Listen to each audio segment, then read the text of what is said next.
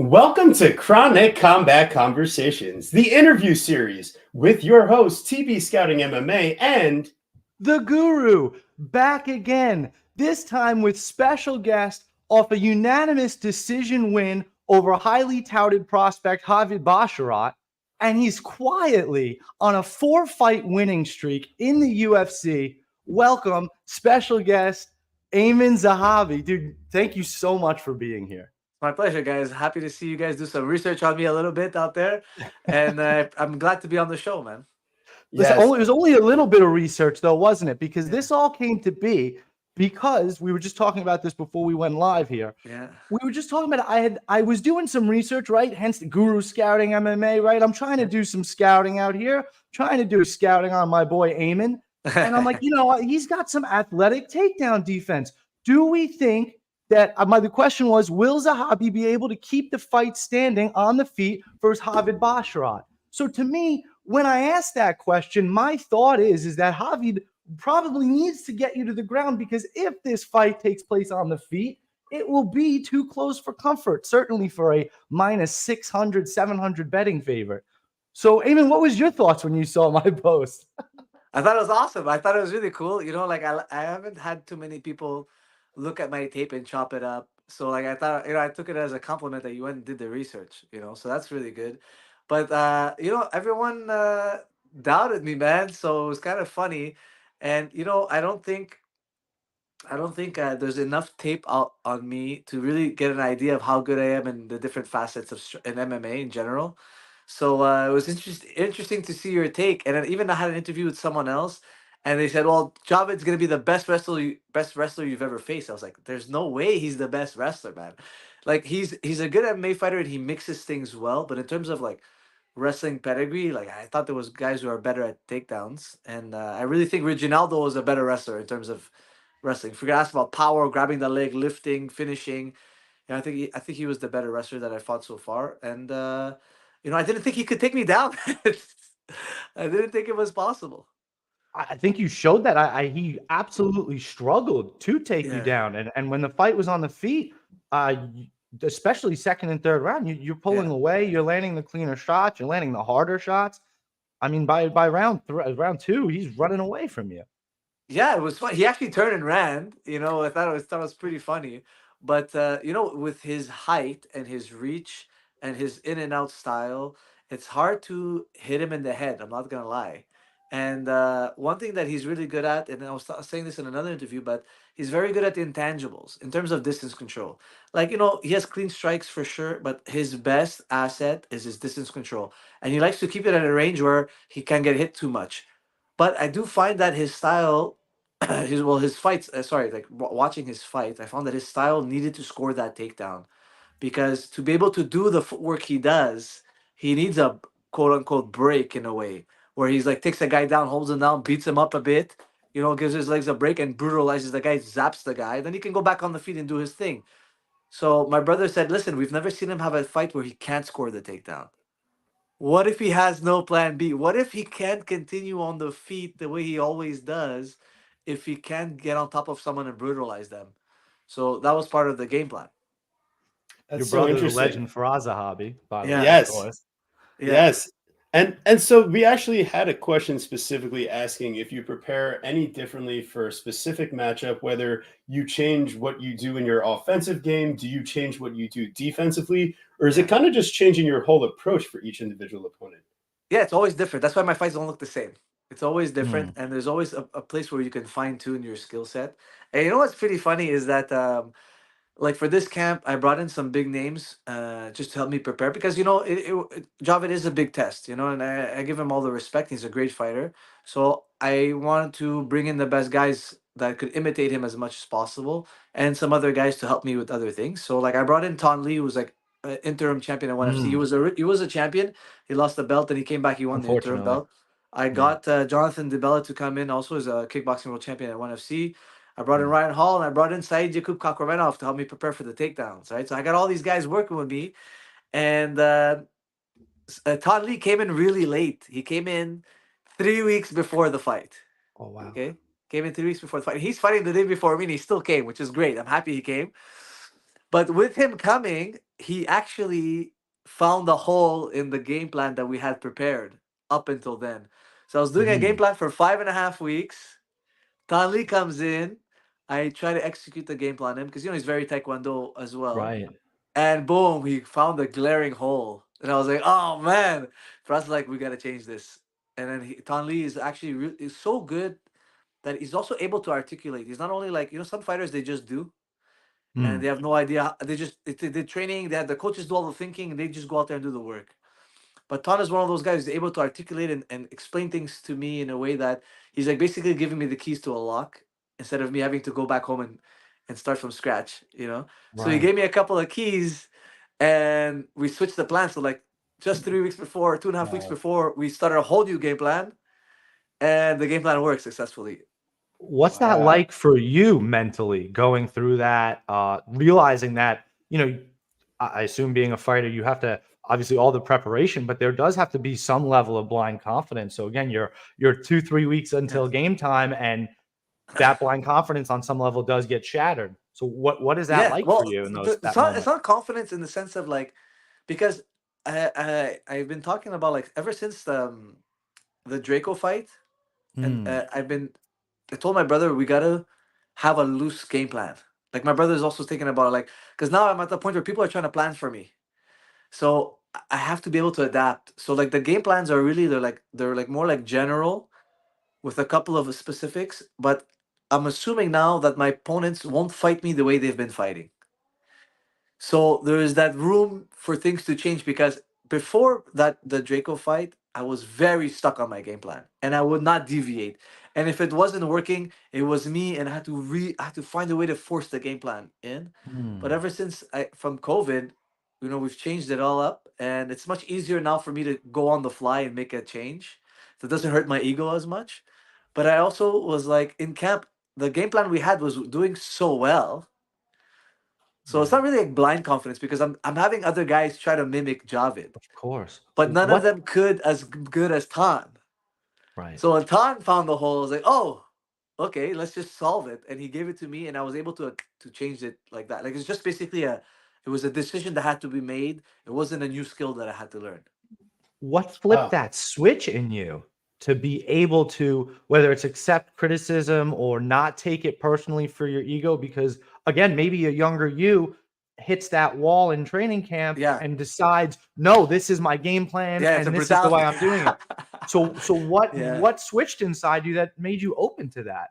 yeah. There's a quote. I'm gonna butcher the quote, but there's a really good quote that says, uh, "You can only go as far as you can only go as far as you're willing to accept the truth about yourself." I don't know if that like I butchered the quote. You can Google it. It's really, really good. And it's just like, sometimes when people criticize you, it hurts. That's why I did Google my name. Like I checked my thing on Twitter because I was just wondering like what people think because decisions kind of suck in a way.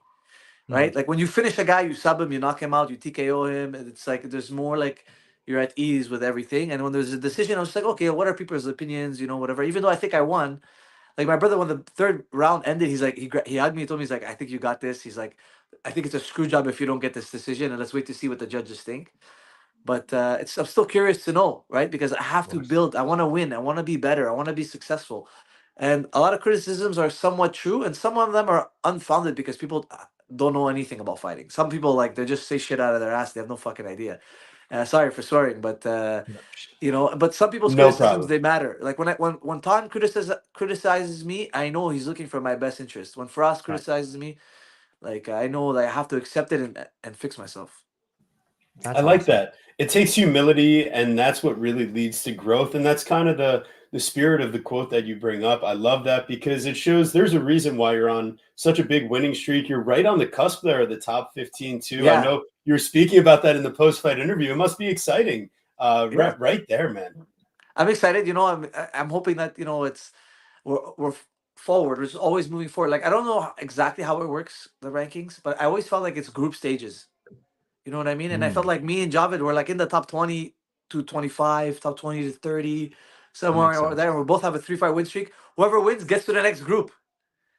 So I feel like now I'm just right outside 15, and then they might give me someone in there now. Yeah, that's great. And listen, I mean, not to say anything, but I mean, there's a lot of legacy that comes from the gym that you're at. That they do Yeah. the cards in Canada. There's a lot of places to promote you if they find the reason to. And I don't see why they wouldn't, man. 2 finishes in your last 4 fights. And listen, do you pay attention to the fact, like the betting lines ahead of time? Do you know? Because No. as you can see, TG here, it's all right. He'll be back. He will figure out how to get back in here. Oh no, we'll So, tell him when he comes back. yeah, it's okay. So What people, a nice guy. Unbelievable. He incredible. just started a YouTube channel, guys. He just started his own YouTube channel. We're gonna ask him about it, but make sure you guys go follow him over on YouTube because he's doing a whole bunch of breakdowns, pushing out some content. I'm gonna ask him about that. He was such an easy guy to talk to. Oh my goodness, what a Yeah. nice guy. Now, I hope you guys are having a good time. We'll throw on the Jeopardy music here while we wait for him to make his return. No, just kidding. Guru, make sure you're checking the DMs just in case he's throwing a bone out to you. But Of course. this is the nice part. I mean, listen, guys, if you were out here parlaying Javid Basharat and trying to have a good time, you definitely had a bad time at UFC Vegas 87 as Aiemann Zahabi wins the unanimous decision. I mean, so far, the first 10 minutes of this interview, he just is absolutely giving us such an Hello? amazing insight. And he's back. Yeah, He's yeah, back. sorry, I don't know what He happened made it. there. Don't worry about it. It's all right. We're just Yeah, happy my you bad, made my it. bad. Don't Yeah. worry. Thank So, you. yeah, man. So, listen, I I don't mean, know about, we're doing I like don't know a the betting specific breakdown numbers, chat. but I know that I was an underdog. Yes, you were what we would consider a heavy underdog. But I believe the number. What was the line? Was it Yeah. plus? I mean, What did it it was close around at? plus 500 or 600. Like our guy TG I'm saying gonna here pull it that he up as won well. money betting on you at plus 600. That means if you were My to bet pleasure. $10, you would win 60, right? So, hey, listen, man, you can support Mr. Zahabi out on his YouTube channel. Make sure you're supporting him for helping win you some money, TG. And I think, listen, if they want to give you that Pedro Munoz fight, I could totally see that being something. I mean, to that point, Aiemann, do you have any specific call outs in mind? Is there anyone that you're looking to fight specifically? Or is it kind of a, hey, whatever they're willing to say, as long as it's someone ranked above, you're willing to take it? Well, I want to take the time to research and watch the videos and try to see like who's available and for when. And because now I'm doing Ramadan, so I'm fasting for 30 days. So there's no rush now because I'm gonna have to get it back in shape after this. But I'm gonna Yeah. look. I'm gonna do my Ramadan analysis, Kareem. man, and hopefully we get. Oh, thank you very much. And hopefully they're in line with my pick. Because the last two fights I had no choice. Like there was nothing. There's one name. That's it. So I was like, okay, it is what it is. But I'm happy that the results were great. And I also just to mention. How did I get out of that throw in round 3? Do you guys know? Did you see that one? That was No, amazing. No, come on. I Yes. was impressed. I was extremely impressed. It was I I think he's great. floated out I of think there. he's exhausted. I used my core. I used my core to throw my legs back. It's Love so it. good. I mean, that's the ability, the kind of the proprioception in space to be able to make things happen as an athlete. And and especially in those tight situations, it's so impressive to see you pull it off. I know you've been working hard out at TriStar, your brother, the phenomenal head coach. Are there any young up and comers, any specific training partners? I know you spoke about some people you brought in this camp, but anyone that you wanted to give like kind of a spotlight to out of your camp, anyone that's been really helping you on the down low? Yeah, I think Mandel Nalo's on the cusp of coming into the UFC. He got released from Bellator, and then he got on 2 knockouts back to back. And we're trying to get him a fight now. Hopefully, getting another knockout. And he's somebody I would love to see in the UFC. There's my other buddy, Luis Anodakis. He's fighting this weekend. He's going to try to get another finish. And just there's a lot. We have so many guys. It never ends. But I have one young guy who still hasn't gone pro. His name is Steve Bissinger. This guy's gonna be amazing. Really, really good. Like I call him my son at the gym. I don't have any boys at home, but he's my son. Everyone knows, that's my guy. That's great. That's fantastic.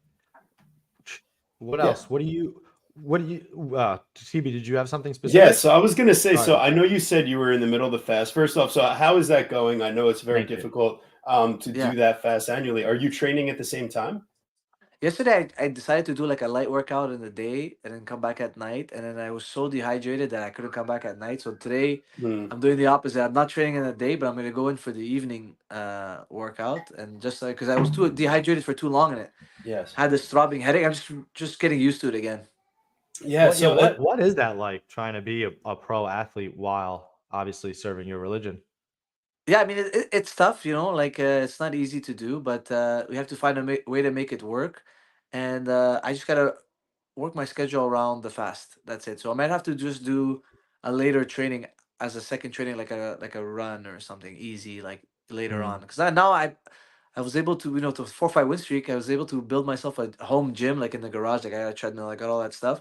So like 11:30, I can do like a small run. I can figure something out for nighttime just to keep up my shape because after Ramadan, like I don't know when they're gonna call, but I know that they won't call during Ramadan. Like we already spoke to Sean Shelby and Mhm. them, so we let them know. That's good. So we make it work. Yeah. Do you break fast in any specific way daily, or does it change depending on the day? Well, usually I start with the dates and some water, and then every day now I'll eat something different. Like my wife is gonna make me something good every day, something That's fresh. awesome. Yeah, it's gonna be great. Oh my So, goodness.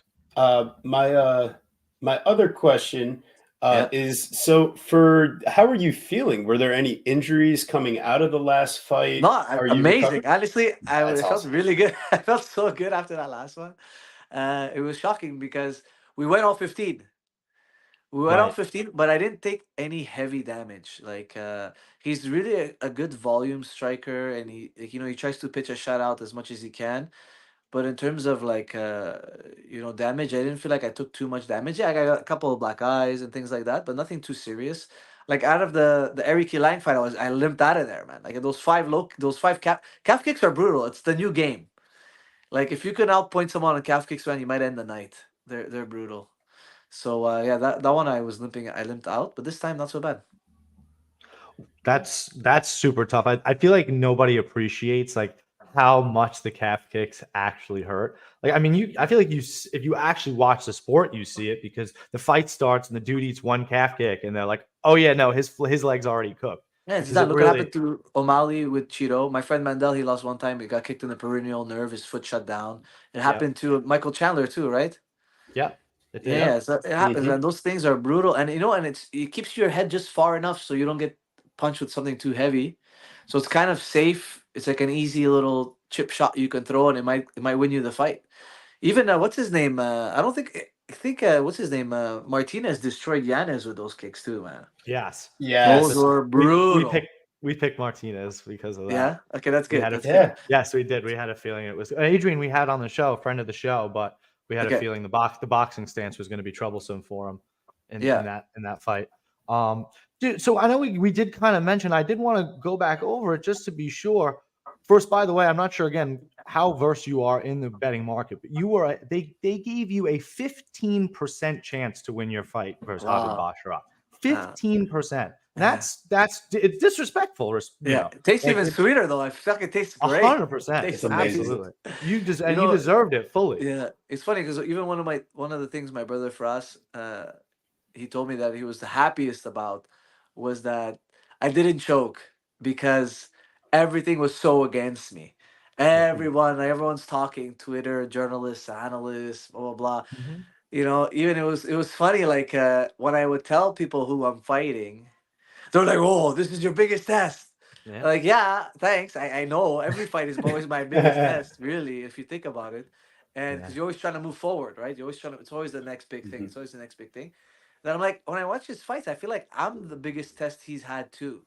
Like when I watch his like last 4 or 5 fights, I was like, okay, I'm the best guy too. Like Definitely. it's just as much of a test for him as it is for me, man. So Right. like that's why I You found it proved weird that. that they count me out so much because if you compare me to his opponents, I felt like I was better than his opponents.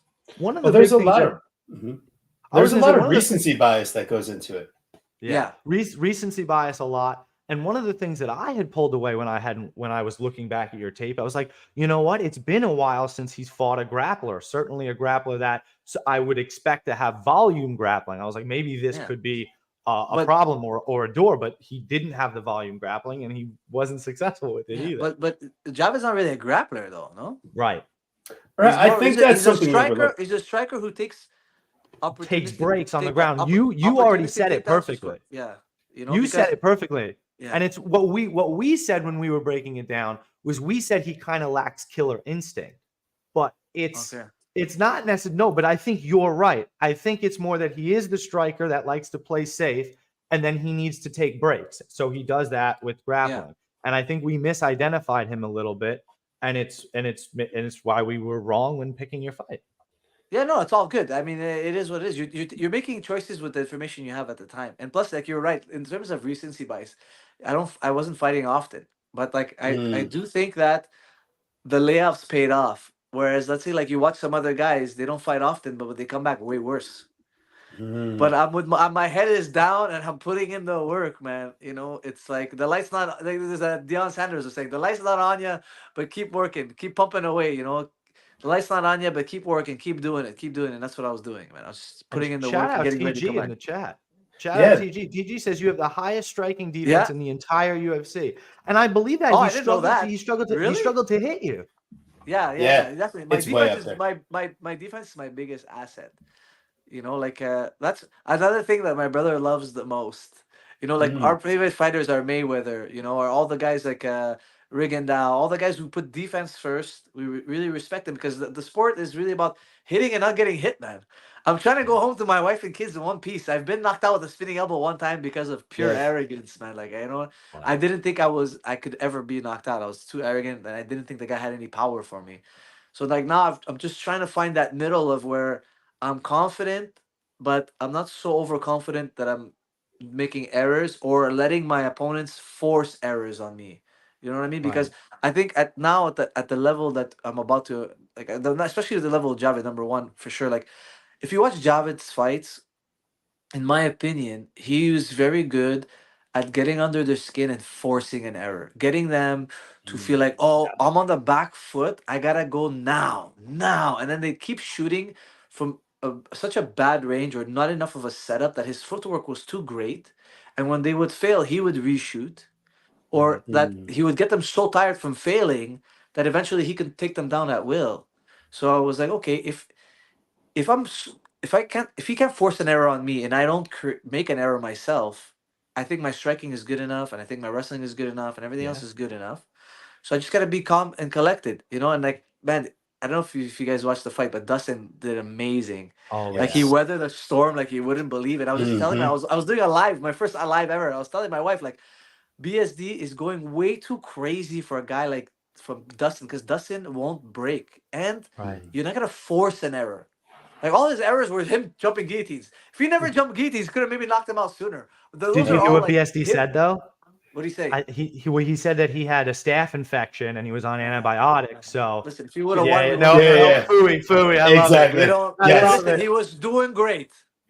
He He was. was He doing was. great, man. Listen, it is what it is. Listen, being on antibiotics sucks, bro. But he was Yeah. smashing the guy. Yeah. But Yeah. not enough. He didn't have that. Listen, even when he took his back, Yeah. the Mhm. threat wasn't there. Mm. Listen, in That's my right. opinion, okay, we Mhm. all have our opinions. In my opinion, he was so safe that he did a WWE, shook his fist, punched him in the head, shook his fist, punched. He was joking around. The guy had his back. He was still Mhm. joking around. There are still levels to the game, and I just feel like the finish wasn't there for Mm. BSD. You That's know, so not saying he's interesting. overrated. I'm saying he can fill those shoes. He can do it, but he didn't do it in a way that he got so ahead he couldn't keep like he couldn't keep ahead of him. He's like the rabbit. He gets so far ahead in the race and goes and Yeah. takes a nap. He runs and does circles around the guy and it does all this stuff, blah blah blah blah blah. But the turtle stayed steady, and then all of a sudden, boom, that was it. Yeah, I mean, talk about recency bias. I'm not sure if you know the betting lines, but Benoit Saint Denis was a sizable favorite in that fight to the point, Crazy. Dustin Poirier was like plus 250, saying a Yeah, 28% implied probability, yeah. under Which 30% chance to win somebody the bet fight. $120,000 on BSD while he was walking out. Psh, yeah, Insane, that sucks. insane. It doesn't make any sense. It was minus. He was minus 185 or whatever it Yeah. was. It's crazy. Hmm. And then when Dustin won, I was so happy for Dustin because Dustin's a great So guy was and I. he's been in the game for a long time. And he's one of those guys where he'll rise to the occasion in the ring. And you see, like, there's another sequence. Listen, I don't know if you guys do that. You chop the sequences up, but I'm gonna do it for Mm. mine. But you can do it too. Sure. Like, I think Okay. this is a sequence that just cements what I'm thinking in the sense that he was backing up, shielding, throws a hook, boom, lands it, shields again, defends. Like it's so great. He was walking backwards, protecting himself, crushes him with a hook, and then goes back to protecting himself. Like it's insane, insane to be able to do that. Yeah. knowing he's an underdog in front of the crowd. He's putting his ranking on the line. Everything is going on. No problem. Bang! I love defense, man. Guys with defense are the best for me, in my opinion. That's what we like. That's what we appreciate. It's how a guy like Dustin earns his nickname, the Diamond. He under Yeah. pressure, under fire is where he's best, and that's again where we made a mistake in our analysis. It's like, oh, BSD is just going to overwhelm him. It's like, dude, this isn't Justin Gaethje. Yeah, like, exactly. It's different levels. BSD hasn't proven that yet, and what Dustin has proven is that Eddie Alvarez, Justin Gaethje, Michael Chandler, fight after fight after fight, he gets put to the test. And for whatever reason, he finds the way to come through and win. That's real shit. Yeah, exactly. So, and a big part of the reason why he's able to do it is his defense, in my opinion. His boxing is probably one of the best in MMA. Him and Topuria are up there. Yes. And his defense is everything. Even Topuria, his defense is what really does it, man. Like what Topuria did to Emmett was solely because of his defense. Because Emmett has the punching power. Emmett has the footwork. Emmett has the wrestling. But the thing that separated them in the end was Topuria took less shots and landed more shots, man. And that's what it is. Yes. We were on Topuria. That was one of our better picks of this year so far. But listen, last question about fighting, and then I do want to ask you a couple things without fighting, and then we'll let you go. Okay, great. Top 15. You gotta give me a name, some respectful call out. Who's your dream fight? No call outs. No. any respectful thoughts? Nothing like that. You're a company man. Whatever the UFC says, you're in. Well, I want to give them my opinion, but I don't have one yet. I love it. Okay, I respect that. He said he's got to run the tape and figure out who he wants to run the tape. No, I respect that. I respect that totally. So what I will ask you something outside of fighting. What does Aiemann Zahabi, the person, like to do? Right? Maybe your favorite thing to eat, your favorite hobby other than training and watching fight footage. What do you like to do? I stopped playing a lot of I stopped playing video games. Like I got off the consoles, but what I like to do is I like to go to the arcades. You know what I mean? I like to take the kids to the arcades. They play the arcades, and I try to get them through a game. Let's say we pick a shoot 'em up. My kids are young; they're 5 years old. But me and my wife were there. We're trying to boom, boom, boom, and just to get them into it and do stuff like that. I like to. Me, it's mostly family time, bro. I take the kids out. They go do activities, man. I love to take the kids for bike rides, whatever it is. Spending time with the family, just going out and doing stuff. Yes. How many kids do you have? I got twin daughters. That's it. Twins. Oh my God. God bless. Wow. Congratulations. Thank you. I told my wife, listen, I'll go for another one if she guarantees twin boys. If not, I'm done. We got conditions here. That's actually funny. What's funnier is I think I've learned later in life, isn't it the male that decides the male chromosome that sets the set? But I need her to guarantee it still. Right. It's up to her. I love that. It's up to her. Well, Aiemann, I have one last question. I'm a big nickname guy here. Do you have an official nickname? I didn't see one on UFC. None. I'm still waiting to be christened in a way, if you listen. I make up the fake nicknames out here, so I'll come up with a good one for you. I'll send it your way for approval, and we'll send it to the UFC. All right. Send it to them. Let me know what you come up with, man. Yes. We'll keep you posted. But dude, thank you so much. Before we let you go, any sponsors, anyone you want to shout out as we wrap up here? You guys can check us out if you guys want. If you're interested in learning from me or my brother or from the guys that run the gym. My brother has a website. It's called jujiclub.com, and I'm gonna be releasing some videos for technique and training, and also how to get yourself to the UFC, how to handle your career, how to create a support system, things like that. I'm gonna be talking all about that on my YouTube channel. So if you guys can go out and subscribe, it's gonna be a lot of videos coming out. I just started on Saturday. But I'm going to work it to make it more consistent, and I'm going to do a wide range of topics from health tips to fitness tips, MMA technique, live videos, and just in general, how to create a support system to make it, because it's so hard to make it. I've seen so many guys, by the time they're 27, 28, they don't want to do it anymore for a lot of reasons that don't make any sense to me. And it's not because they're not good. You know what I mean? Absolutely. Yeah. So guys, thank you so much. And guys, listen, I'm coming back whenever you want. You let me know. Dude, next fight, pre-fight, post-fight. I love you guys. Guys, it was great. Thanks for making the video. I appreciate it. Great to see you guys. Great to meet you too. Anytime, man. Seriously, you're an unbelievably nice guy. You're easy to talk to. You're incredibly intelligent. We'll love having you on. We'll have you on to do a breakdown show if you want. We'll have you on for another interview when you get a fight announced. We'll do whatever you want. Yeah, we'll do it. I really will. Aiemann, thank you so much, guys. We go live tomorrow, 8 p.m. Wednesday, tomorrow, with a Yeah. breakdown show for the card on Saturday. Take care and Awesome. Thank be you, safe guys. out there.